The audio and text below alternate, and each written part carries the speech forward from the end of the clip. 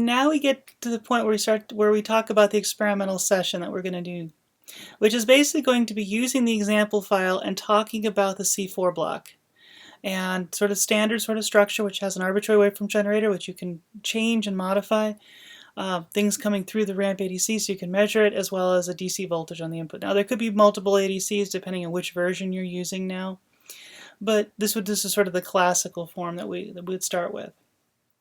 Now, basically what you want to be able to do is initially start by running this. It should actually already start with having an arbitrary waveform generator and parameters that should show you a sort of a bandpass response. It's really important to see a working bandpass response, so then modify a bandpass response. Typically, if you don't see something that starts working, it's usually harder to figure out how to tune it. So we want to make sure that we kind of start with something that's at least in the neighborhood of that. And what you want to be able to do then is take that and look at the step responses and then gradually change those corners in different places, and so you can kind of see the different behavior. Don't be too afraid, just make sure you know where your starting values are, and then continue to kind of change things and move things around.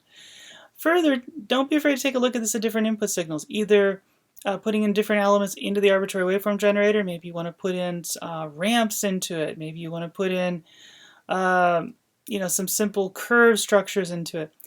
You could also get very, very creative and say, let me actually run this, instead of using an arbitrary waveform generator, run this from an I/O pin.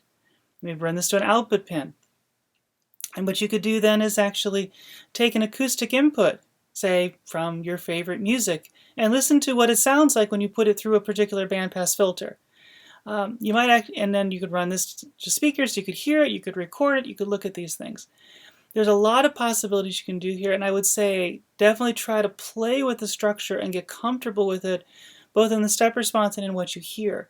If you have capabilities to do frequency response, like your particular device allows you to do that, so like say analog discovery scopes would allow you to do that, you could try to do a frequency response, and you'll see actually you'll get the kind of bandpass structures. You'll also notice frequency response takes a lot longer to do than step responses, and so there's reasons that experimentally you often like to do step responses.